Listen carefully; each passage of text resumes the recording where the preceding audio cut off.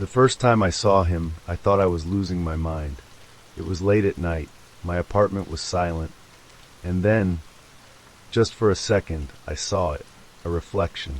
A man, inside my apartment. I spun around, heart pounding. But there was no one there. I told myself it was my imagination. Stress, exhaustion. I was wrong. Because the next night he came back. I live alone. Have for the past 3 years. I love my little apartment. Cozy, quiet, safe. Or at least, I thought it was. The first sign that something was wrong was small. I'd wake up and find my chair slightly moved. A kitchen cabinet cracked open. A half-eaten apple in the trash I didn't remember biting. Tiny things. Things I could explain away. Then came the smell. It was faint at first. A musty, sour scent hanging in the air.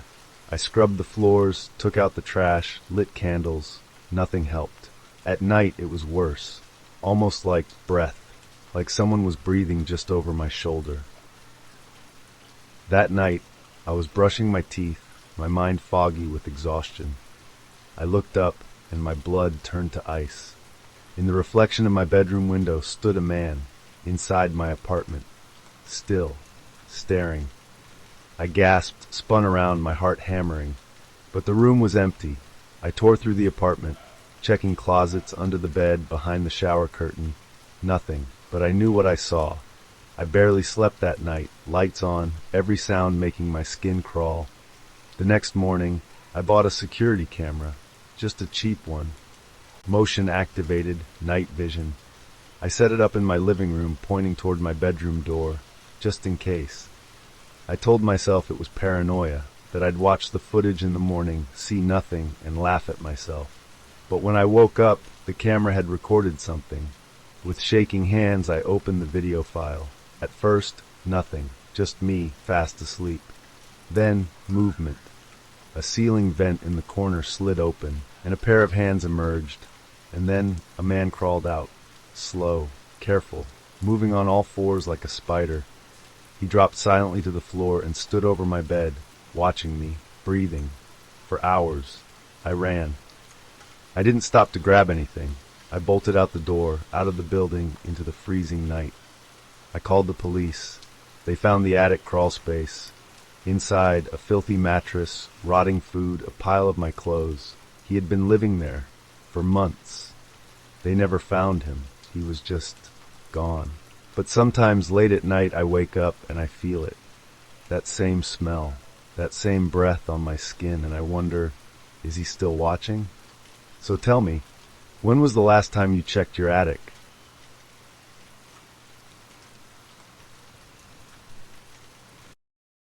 I don't know what we heard that night, or what was out there with us. But when we woke up the next morning, we knew one thing for certain. We weren't alone. Our fire had been relit. Our shoes were neatly lined up, like someone had placed them there. And in the dirt, leading up to our tent, were footprints. But here's the thing. They didn't lead away. They just stopped, like whoever or whatever was watching us had simply vanished. And that was the moment we realized we should have listened to the warnings. It started as a normal camping trip. Just me, my girlfriend Emily, and our 2 friends, Jake and Ryan. We had picked a remote spot in the Oregon woods, far from the nearest town, just the way we liked it. The locals warned us, though. There was a hiker who went missing out there, the old man at the gas station told us. They never found him. But we laughed it off. People go missing in the wilderness all the time, right? We should have listened. We set up camp near a small clearing, the air crisp with the scent of pine.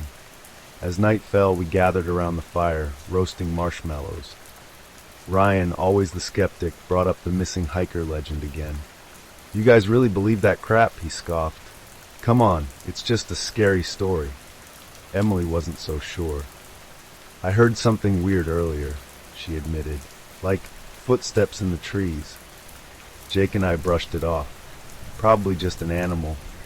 But Emily kept glancing into the darkness, like she felt something. Around midnight, we heard it. Snap, a branch breaking in the distance. Then another. Then closer. Snap, snap. It circled us, slow, deliberate. We all fell silent, staring into the darkness. "Probably a deer," Jake whispered. But I wasn't so sure. It was too careful, too calculated, like it was waiting for something. We decided to stay in the tent. Whatever was out there, we didn't want to meet it. The sounds outside continued. Snap, crunch, closer. At one point, something brushed against the tent fabric. Emily gasped. I held my breath. And then, silence. A long, suffocating silence. We didn't sleep that night. At dawn, we finally dared to step outside, and that's when we saw it. The fire, relit. Our shoes, lined up neatly outside the tent, and then the footprints. They led up to our tent, stopped right where we slept, and then just disappeared. There were no tracks leading away. We didn't pack. We didn't think. We just ran. Through the trees, down the trail toward the car. Branches tore at our clothes. My lungs burned. But as we reached the car, Emily gasped. "Look." There, in the dirt beside the vehicle, were more footprints, waiting for us. We never went camping again. We told ourselves it was just some prank, a trick of the mind. But I keep thinking about those footprints, how they didn't lead away, how they were waiting at the car, and the worst part, sometimes at night I hear it again, that soft snap of a branch just outside my window. So if you ever go camping and wake up to find your things moved, your fire relit, and footprints leading up to your tent, ask yourself, were you really alone? If you enjoy these chilling tales, don't forget to like, share, and subscribe. It helps keep the stories coming.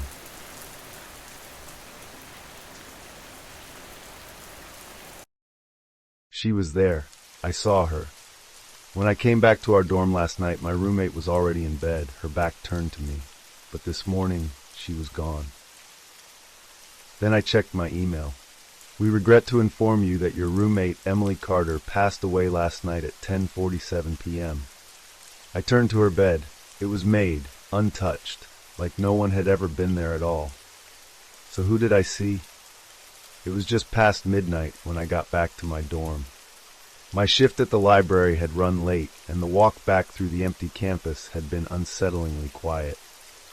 When I entered, the room was dark except for the soft glow of Emily's nightlight. She was already in bed, her back turned toward me, her body still beneath the blankets. I whispered, "Hey, Em, you awake?" No response, just the sound of slow, steady breathing. I was too exhausted to think much of it. I climbed into bed, pulled the covers up, and let sleep take me. I woke up feeling strange, like something was off. The room was eerily quiet. No sound of Emily stirring, no rustling of blankets. Then my phone buzzed, an email from the university. "We regret to inform you that Emily Carter, a student in your residence hall, passed away last night at 10:47 p.m. My stomach dropped. That wasn't possible. I turned my head, expecting to see Emily still sleeping, but her bed was empty, neatly made, like no one had slept in it at all. I jumped out of bed, heart hammering. Maybe Emily left early? Maybe this was some sick joke? I yanked open her closet. Her clothes were still there. Her books were on the desk, but something felt wrong. Her things looked untouched, like they hadn't been used in weeks. Then I noticed it. Her shoes, the ones she always left by the door, were missing. I ran down the hall to the dorm's security office, desperate for answers. The guard pulled up last night's footage. 10:30 p.m. Emily walks into our dorm. She looks normal, tired. She closes the door behind her. Then 40's the timestamp of her death. But there's nothing on the footage after that.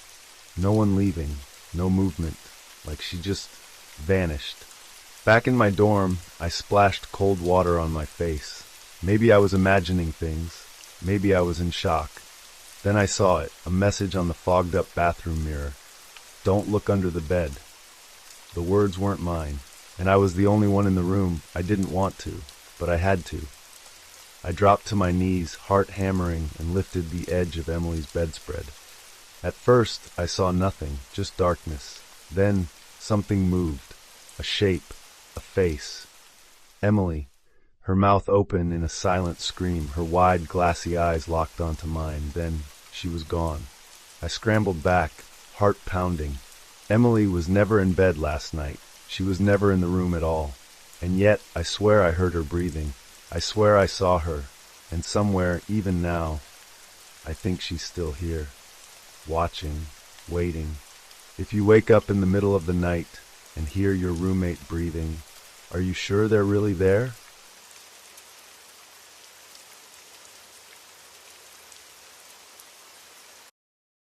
She was standing on the side of the road, soaked, shivering, crying. I should have just driven past, but I didn't.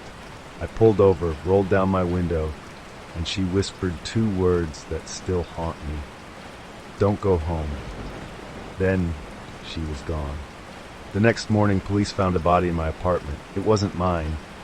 If I hadn't listened to her, I wouldn't be telling you this story. It was a miserable night. The kind of storm that made the world feel smaller, as if nothing existed beyond the reach of my headlights. Rain hammered against my windshield.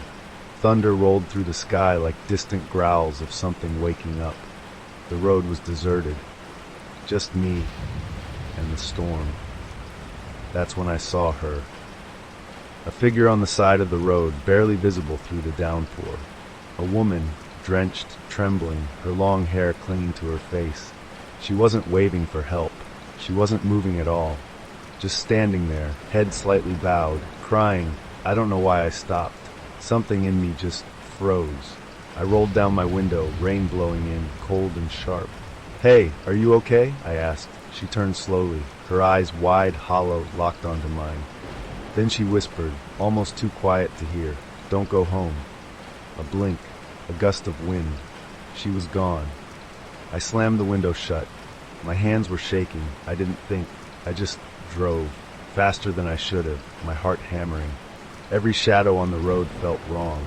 Every flash of lightning, I expected to see her standing there again. I couldn't go home. Not after that. So I went to my friend's place instead. I didn't tell my friend everything, just that I got spooked on the road.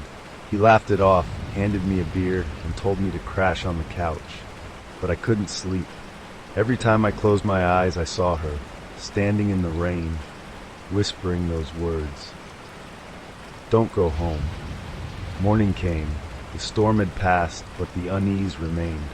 I drove home, convincing myself it was all in my head, until I saw the flashing lights, police cars, crime scene tape, my apartment. My stomach dropped. I barely heard the officer as he spoke. "There was a break-in last night," he said. "A man was murdered inside." My ears rang, my vision blurred. I wasn't home, but someone else was. They never caught the killer, and they never identified the victim. But I know this. If I had gone home last night, I would have been the one they found. She saved me. But I can't stop thinking, how did she know? And where is she now? If you're ever driving alone in the rain, and you see someone standing on the side of the road, would you stop, or would you keep driving and hope they weren't trying to warn you about what's waiting at home?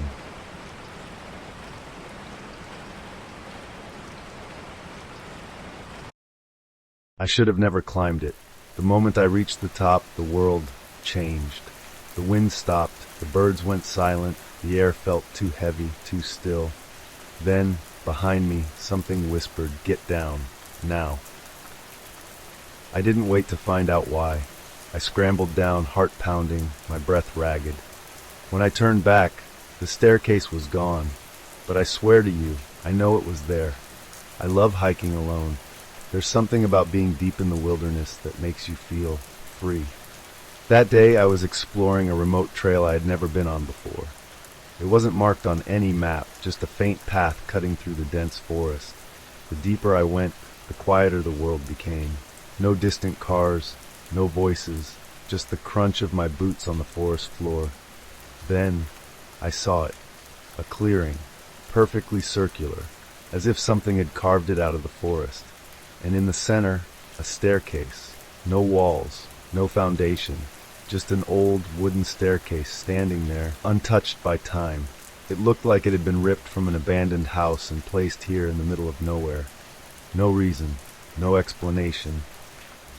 Everything about it felt wrong. I should have turned around. I knew that.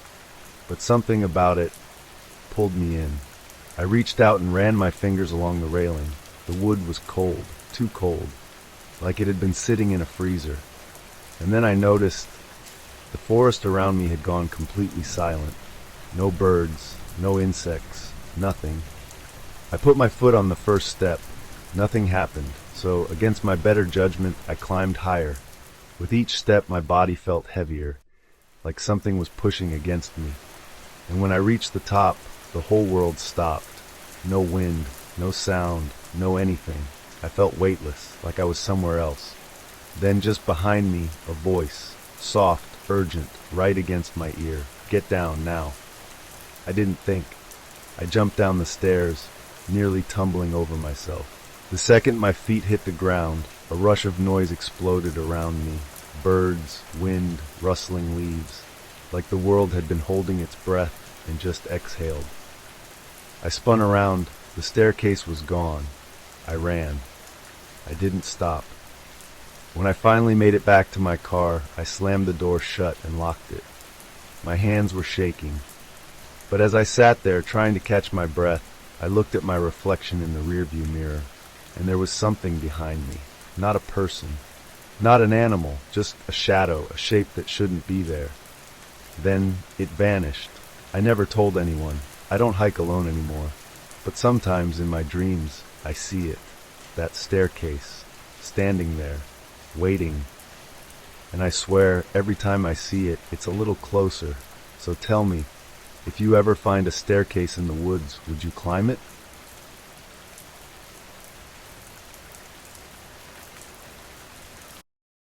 I swear she was real.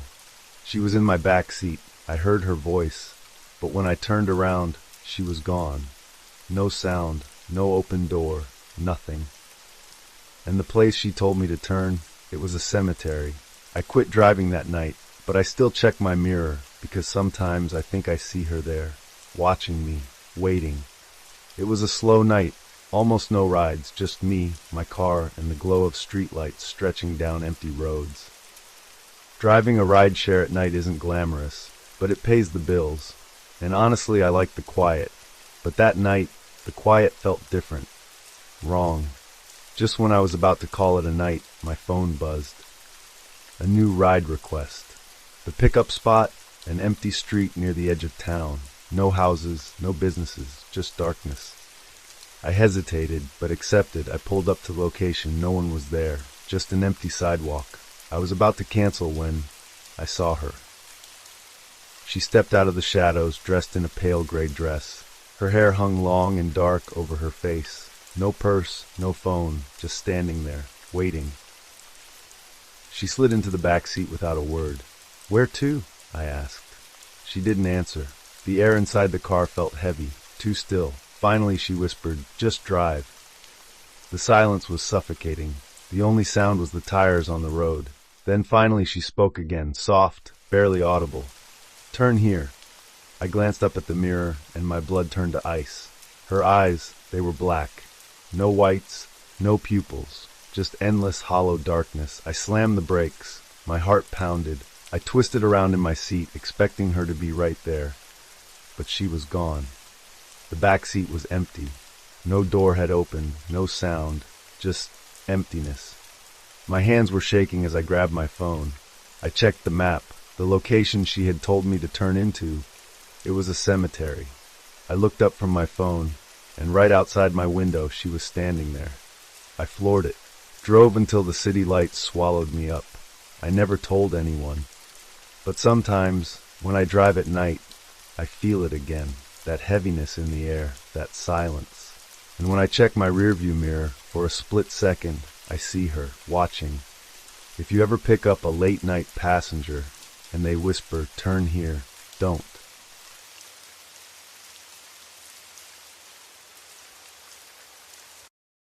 The door wasn't on the blueprints. It wasn't supposed to be there. But we found it anyway, and we opened it. Now I wake up every night to the sound of footsteps in the basement. But the thing is, we never found a way back out. When we first moved in, the house felt off. It was old but well kept. The air inside carried a strange, damp chill, even in the summer. My wife, Emily, joked that it smelled like history. My son, Max, was just excited to have a bigger room. The basement was unfinished.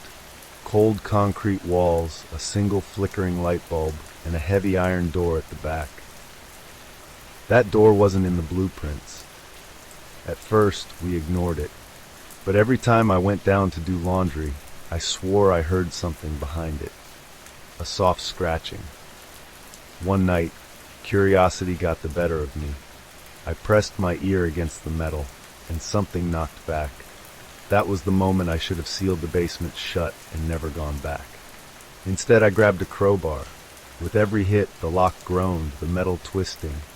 Then, with a final, sickening snap, the door creaked open. And behind it, another staircase, leading down. We should have turned back. We didn't. The stairs led to a room that shouldn't exist.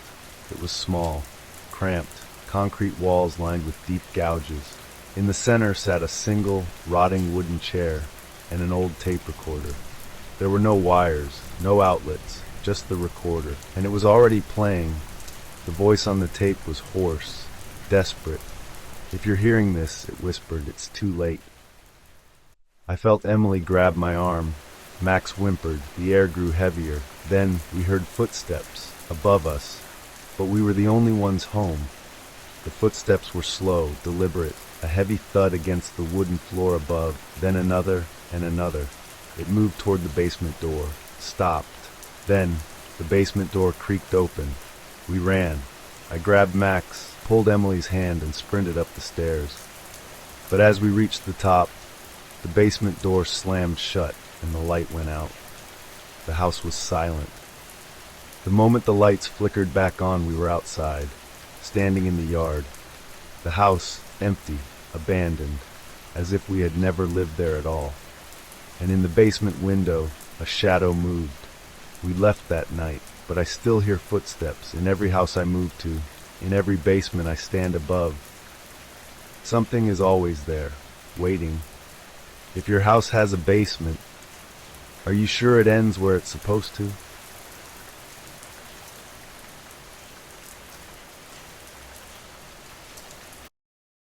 It started with a stare. A woman, old, frail, standing by the gas pumps, her milky eyes locked onto me. She never blinked, she never moved. And when I drove away, she was still there. Or so I thought. Until I saw her again, standing in the middle of the road, and that was just the beginning. She followed me home. I stopped at a gas station on my way home from work. It was late, almost midnight. The place was nearly empty. As I pumped gas, I felt it. A pressure. A presence. When I turned, I saw her. An old woman in a faded gray dress, standing by the gas pump staring at me. Her skin was pale, almost translucent under the fluorescent lights. Her eyes, cloudy and unblinking. She didn't move. Didn't even breathe.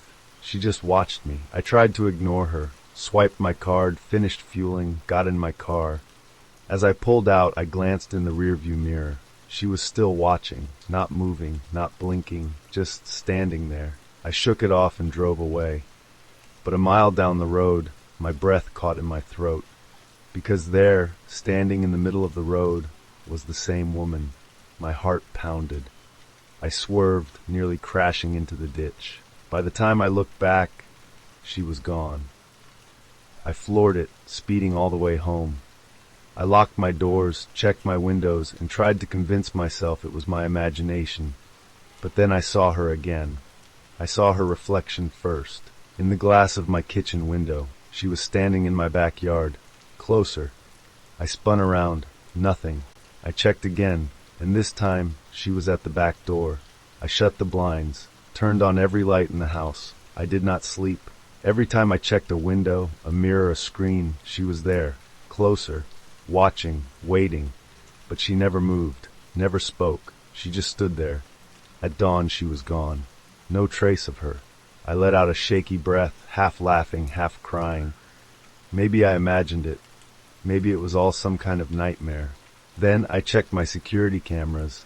The footage showed my front door, and her, standing there for hours. She never sat, never shifted. She didn't even blink. Then at sunrise she did something that made my blood run cold. She smiled and vanished. I never saw her again. But sometimes, when I check my mirrors for just a second, I think I see her, standing behind me, smiling. If you ever feel like someone's watching you, check again.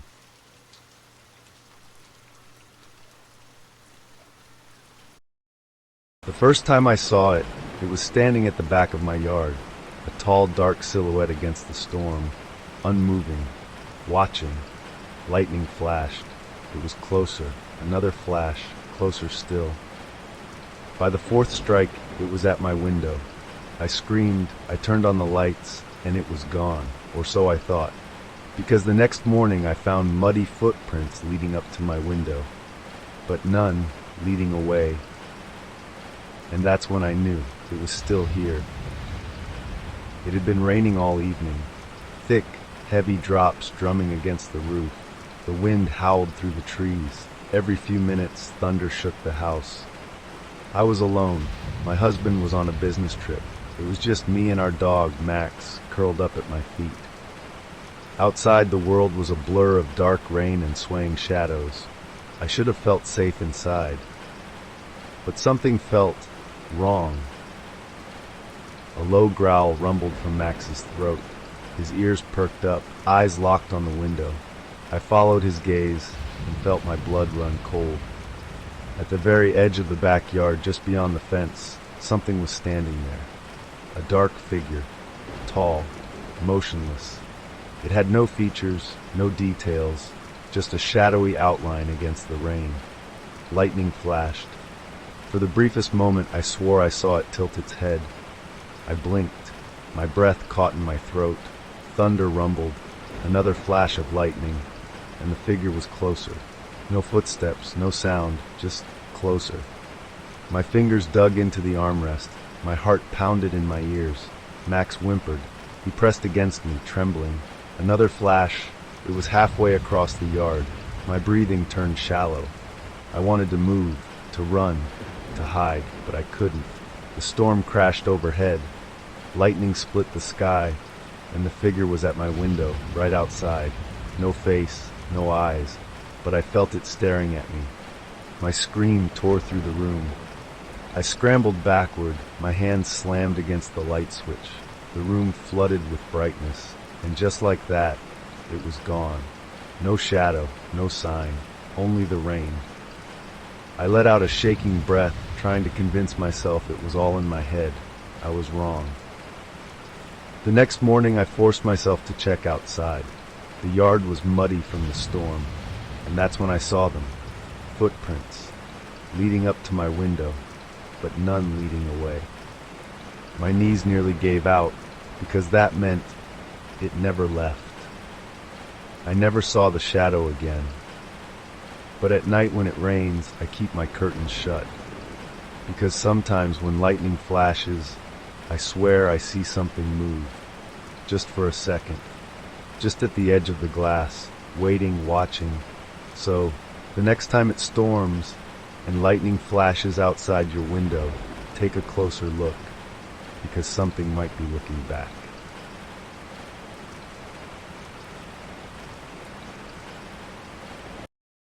The first few calls were creepy, but harmless, just heavy breathing, no words, no threats.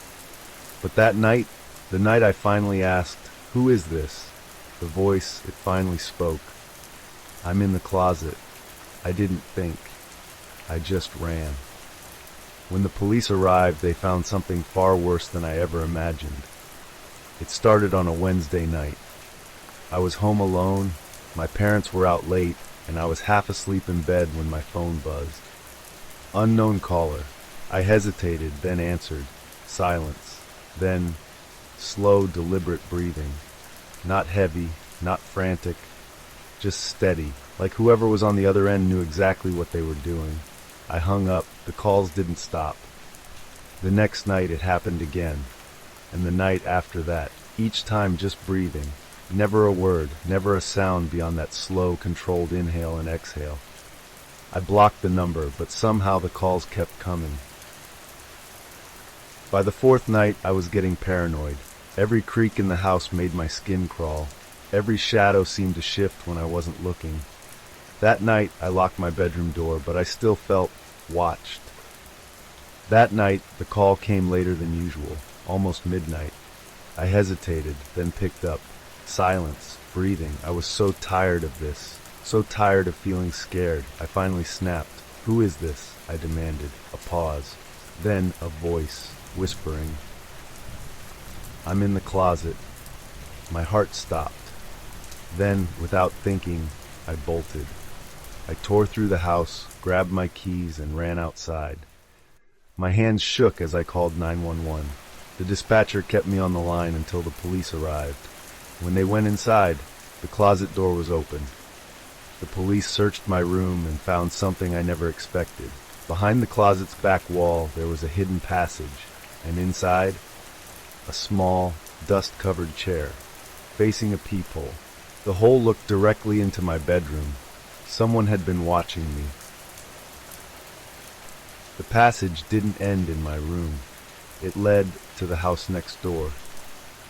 The police entered my neighbor's house and found a trap door in their basement leading straight into the passage.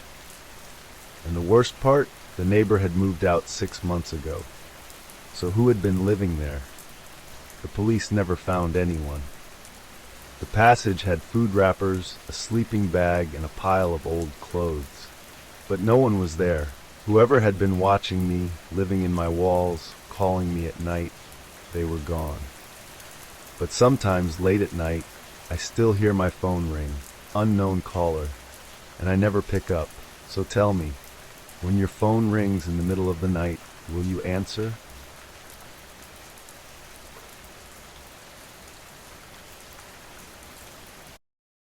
I thought I was alone when I got home that night. I locked the door, I checked the windows, I did everything right. But when I turned on the light, I saw them. Wet footprints, leading from my front door, straight into my bedroom. I never let him inside. I swear, I never let him inside. So how did he get in? It was the kind of storm that made the world feel smaller. Rain pounded against my windshield, my wipers struggling to keep up. The roads were empty, just me and the occasional flicker of lightning turning the night into a frozen snapshot of silver and black. I was exhausted. Work had drained me, and all I wanted was to get home, crawl into bed, and forget the miserable weather outside. Then, I saw him. A man stood on the side of the road, completely still, completely soaked. I barely saw his face through the rain, but I could feel his eyes on me, watching. A shiver ran down my spine. I told myself he was just some poor guy caught in the storm. But when I passed him, my stomach turned, because he didn't move, didn't react to my headlights, just stood there, staring. I tried to shake it off. He was just some guy, right? Just someone unlucky enough to get caught in the rain. But then I saw him again, at the next intersection. Same soaked clothes, same unnerving stillness, and this time he was closer. I hit the gas the second the light turned green. But at every stoplight, at every corner, he was there, always closer. At the final red light before my street, he was standing on the sidewalk, just a few feet from my car. I didn't dare look away. Then he smiled. I pulled into my driveway, heart hammering. I locked the car doors, checked the mirrors, nothing. I bolted inside, slamming the door behind me. My house was dark, silent, safe. I took a deep breath. "It's over," I whispered. I was wrong. I flicked on the hallway light and froze. There were wet footprints on the floor, leading from the front door deeper into the house. I followed the footprints, my breath shaky. They led straight to my bedroom. The door was slightly ajar. Inside, something moved, a slow, shuffling sound, the sound of wet fabric shifting. I reached for the light switch, my fingers trembling. I flipped it on, And there, standing inside my room, was the rain-soaked stranger. My vision blurred, my chest tightened. I had locked the door. I had locked the door. His lips moved, and in a voice that sounded just like mine, he whispered, "You let me in." I don't know how he got in. I don't know what he wanted. But every time it rains, I hear footsteps outside my window, waiting. So tell me, if you see someone standing in the rain tonight, will you look away?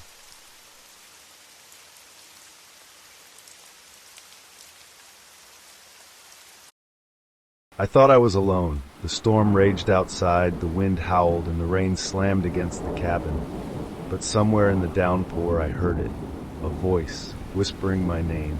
I checked outside, nothing, no one, just the rain, endless and deafening. But the next morning I found the footprints, muddy, human, leading straight from the woods to my cabin door. And there was only one set. Whoever, or whatever, came to my door last night never left. I had been hiking alone for 3 days when the storm rolled in.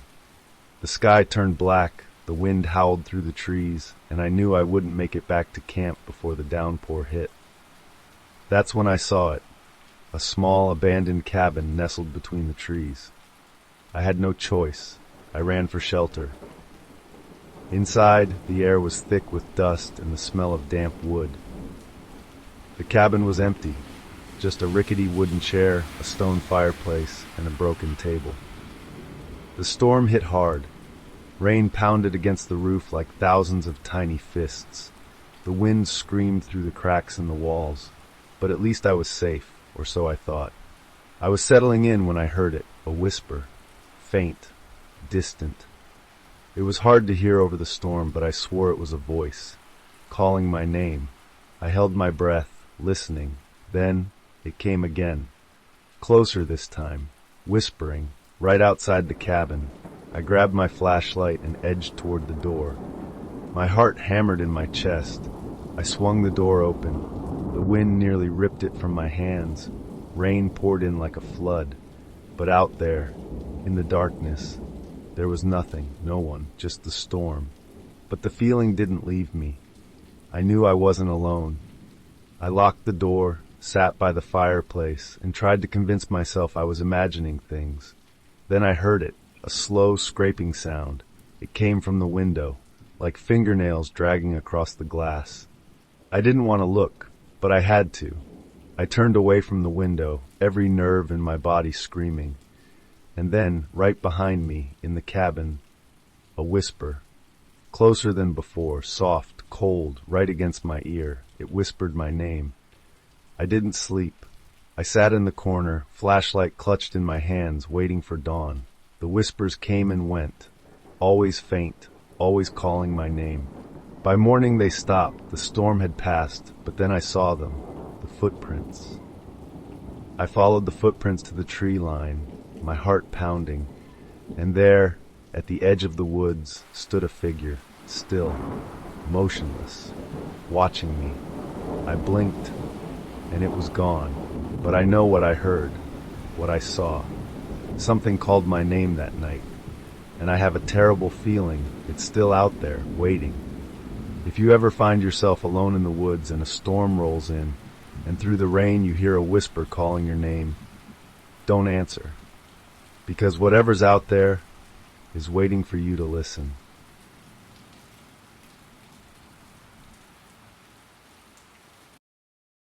I was alone in my apartment when the power went out. The storm outside raged, rain hammering against the windows. I could only see in flashes, brief, blinding moments when lightning lit up the room. And in one of those flashes, I saw it. My reflection in the window wasn't alone. There was someone else, standing right behind me. I turned around, and there was nothing there. But the next time the lightning struck, the face was closer. It was one of those nights where the storm felt alive. The wind howled, rattling my windows.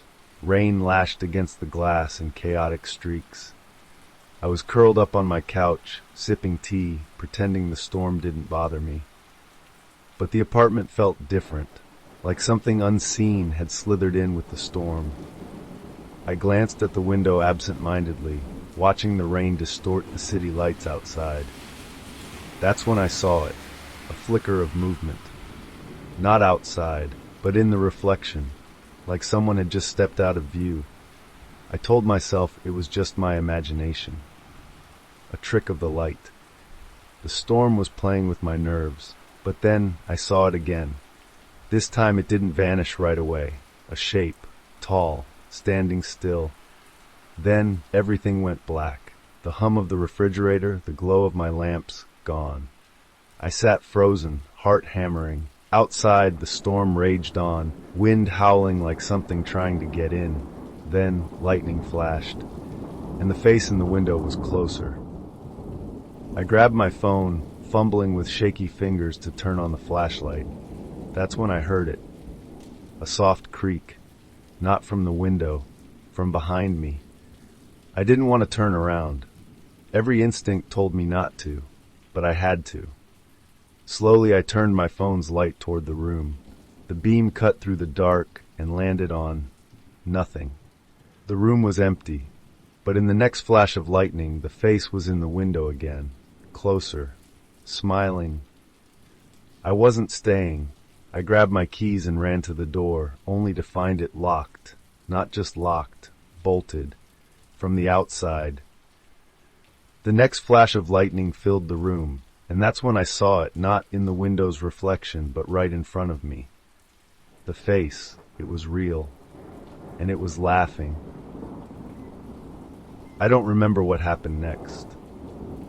I woke up the next morning on my couch. The storm had passed. The power was back. But when I looked at the window, the rain streaks were smeared, like someone had pressed their face against the glass. I don't know who or what was in my apartment that night, but I never look at my window the same way again. And if you ever see movement in your reflection, make sure it's really you.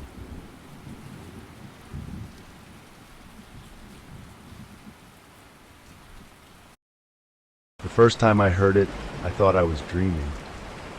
A child's cry, faint, muffled by the storm outside. I sat up in bed, heart pounding. Who would let their kid wander in a storm like this? But when I stepped outside, umbrella in hand, there was nothing, just the rain. And then, from inside the house, the crying started again. It was a miserable night, rain hammering against the windows, wind howling through the trees. I lived alone, in a house on the outskirts of town. Nearest neighbor, a mile away. I had planned for a quiet night, some leftover pizza, an old movie, and the soothing sound of rain to lull me to sleep. But then, I heard it. A child, sobbing, somewhere outside. At first, I wasn't even sure I'd heard it. Just a faint sound, lost in the rain. Then it came again. A small, choked sob. It sent a shiver down my spine. I moved to the window, peering out into the darkness. The street was empty, the rain coming down in thick sheets. And yet, the crying continued.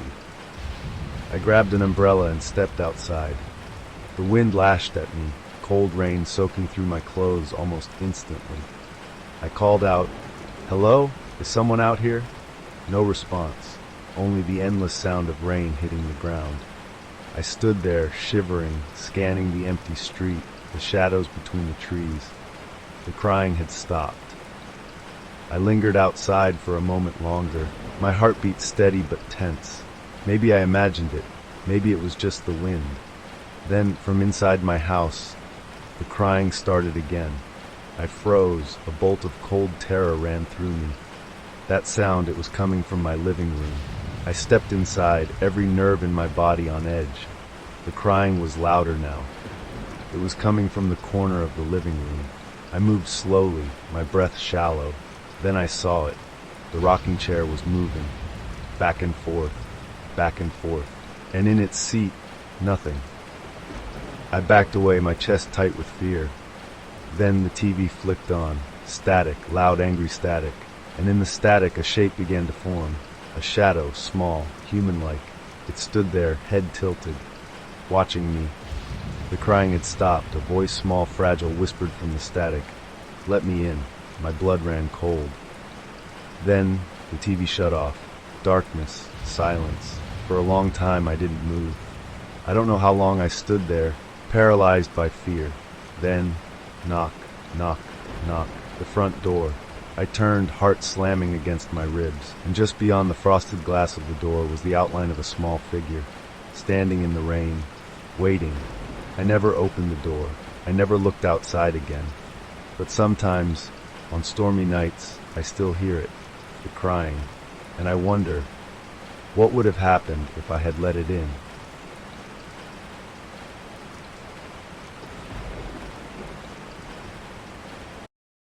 It was pouring that night, one of those storms that rattles the windows and makes the world feel wrong. I saw him standing at the edge of the parking lot, rain dripping from his clothes, completely still, just staring at the motel. But when I checked the security cameras, he wasn't there.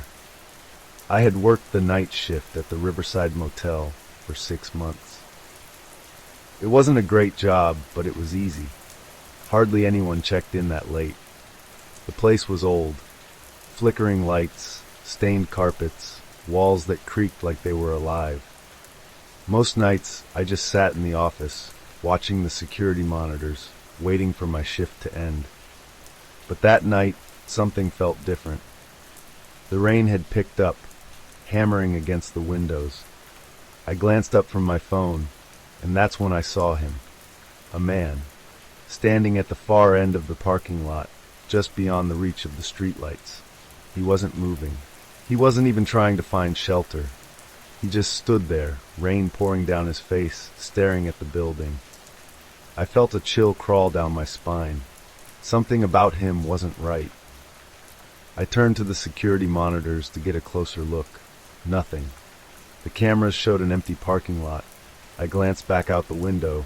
He was still there. I looked back up, and my breath caught in my throat. The man was closer now, much closer. He was at the edge of the motel's sidewalk, still standing in the rain. His clothes were plastered to his body, but he didn't shiver, didn't move. Then, knock, knock, knock. I jumped. Tee sound wasn't coming from the door. It was coming from the window. My heart was pounding. Slowly, I stood up and approached the window. The man was still there, his face hidden in the shadows. I had to see who he was. But the moment I stepped outside, he was gone, vanished. And the rain-soaked pavement where he had been standing, completely dry. I rushed back inside, locking the door behind me. My hands were shaking. Then the lights flickered. The security monitors glitched, static crawling across the screens. For a split second, on the farthest camera, I saw him, standing in the hallway, inside the motel. I bolted for the hallway. It was empty. But the door to room 6, the room I knew was vacant, was open. I stepped inside. The air was freezing. The bed was neatly made, untouched. The light buzzed weakly overhead. Then, behind me, the door slammed shut.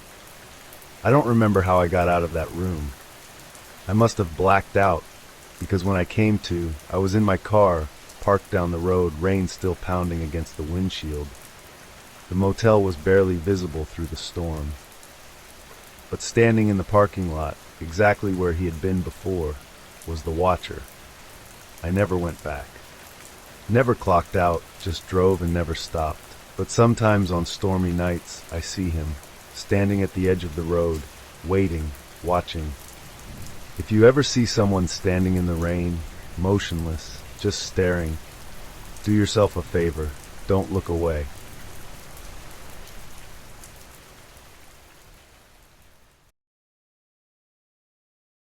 We should have died that night. The storm was relentless. The trees bent under the wind, and the rain was so heavy it drowned out our own voices. Then we saw it, a cabin, hidden deep in the woods. No lights, no signs of life, but shelter. We stepped inside, dripping wet, shivering, grateful. But when we woke up, the cabin was gone. We were lying in the dirt in an empty clearing. And the worst part, we weren't alone. It was supposed to be a simple hike, just me, my best friend Eric, and his sister Jen. A weekend of adventure far from the noise of the city. But the storm came out of nowhere. Lightning flashed, illuminating the trees in ghostly white. The wind howled through the branches like a living thing, and the rain felt like icy needles against our skin. We were lost. Our map was soaked. Our phones had no signal. Every path looked the same, just endless, twisting trees in every direction. Then, through the rain, we saw it. A cabin, small, old, tucked between the trees like it had been forgotten. It didn't look inviting. Its wood was dark with rot, the windows smeared with grime. But at that moment, it was salvation. We didn't question why it was there. We didn't wonder who had built it. We just wanted inside. Inside, the air was damp, stale. The floor creaked under our weight. The walls were lined with peeling wallpaper, and the fireplace was nothing but cold ashes. A single, rotting bed sat in the corner. Piled on top of it were old clothes. Moldy, damp, like someone had left them there a long time ago. And yet, there were no bags, no food, no signs of anyone ever living here. Just those clothes.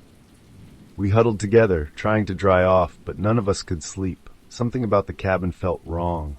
The wind outside never stopped. It didn't come in gusts. It was constant, howling like something was circling us. And then we heard footsteps. Not outside, inside, slow, deliberate. But when we turned on our flashlights, nothing. Somehow exhaustion took over and we finally slept. But when I opened my eyes the next morning, I was staring at the sky.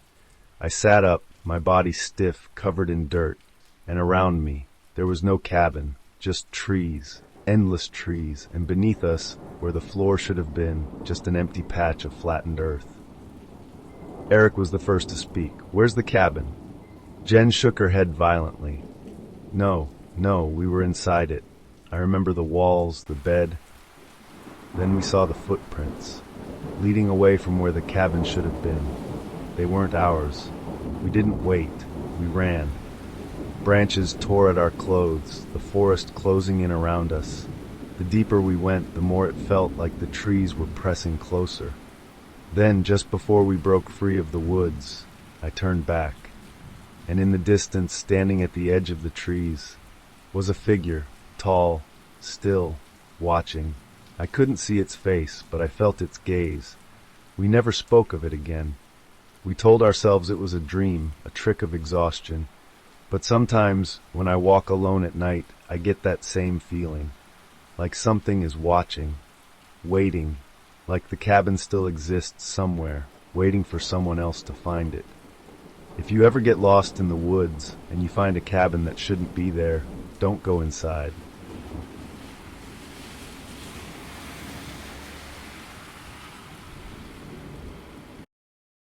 I was alone. It was past midnight. The storm outside raged, wind howling through the trees, rain hammering against the windows. Then, creak, my front door opened by itself. A gust of cold air rushed in. The night outside was black, the rain falling in thick sheets. I stepped forward, heart pounding, and looked out. Nothing, just the storm. I exhaled and reached for the door. Flash! A bolt of lightning lit up the night for half a second, and in that brief flash, I saw them. Wet footprints, leading from the doorstep inside my house. I live alone, no roommates, no pets, just me. So when I saw those wet footprints leading inside, I knew something was wrong. The air felt heavier. My skin prickled. I stepped back, my breath shaky, and slowly shut the door. The lock clicked into place. But I wasn't alone anymore. I had to check the house. I had to know. I grabbed the heaviest thing near me, an old fireplace poker, and moved slowly down the hall. My own breathing was too loud. The sound of rain pounding on the roof was deafening. Every room, every closet, under the bed, nothing. But the footprints, they stopped at my bedroom door. I stood there, gripping the poker, my pulse hammering. The footprints ended at my bedroom door, but the door was still closed.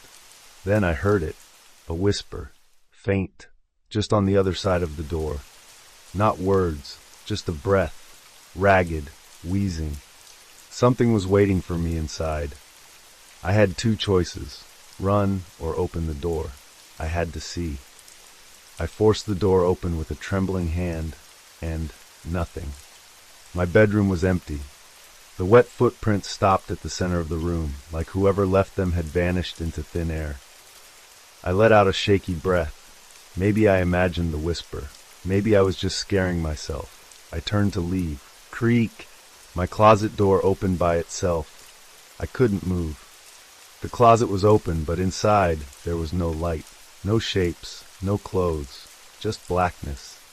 Like the door didn't lead to my closet anymore, like it led somewhere else. Then I saw them, two wet footprints, but this time they were facing me. I stumbled back. My throat was too tight to scream. Then a hand shot out from the darkness. Not a normal hand, too long, too pale. Fingers stretched unnaturally, dripping wet. And then it grabbed my wrist. I don't remember what happened next. I woke up outside, in the rain, on my front porch. My house was dark. The door was shut. Everything was silent. And inside my house, through the window, I saw my bedroom door slowly, silently swinging open. I never went back inside. I never found out what grabbed me. But sometimes, late at night, I hear my front door creak open, and I wonder, what if this time it's letting something out?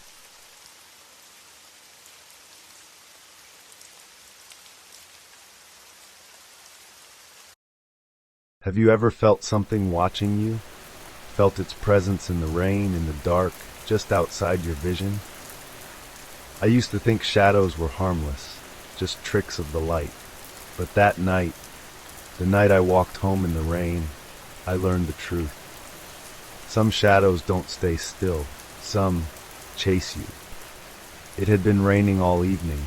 Thick sheets of water poured from the sky, drumming against my umbrella as I walked home.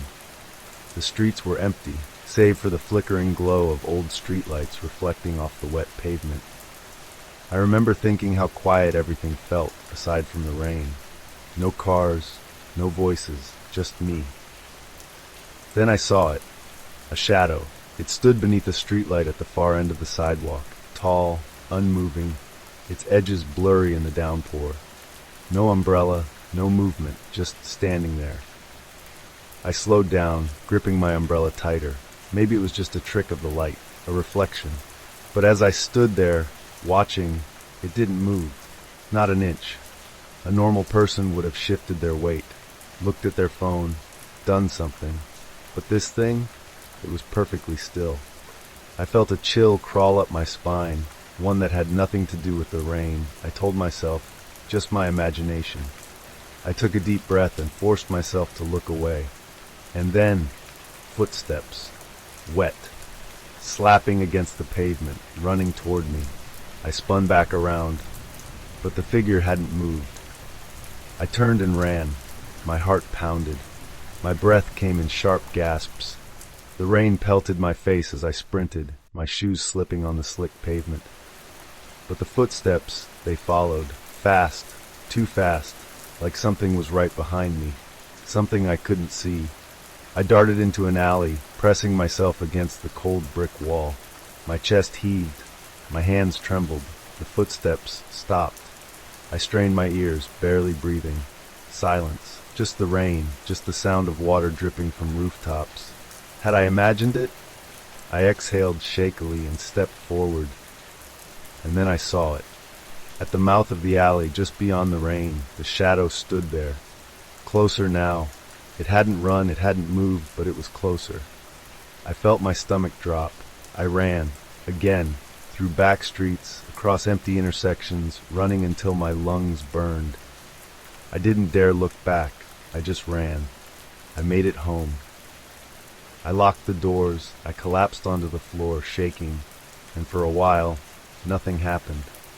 Days passed, then weeks, and I started to believe it was over, until tonight.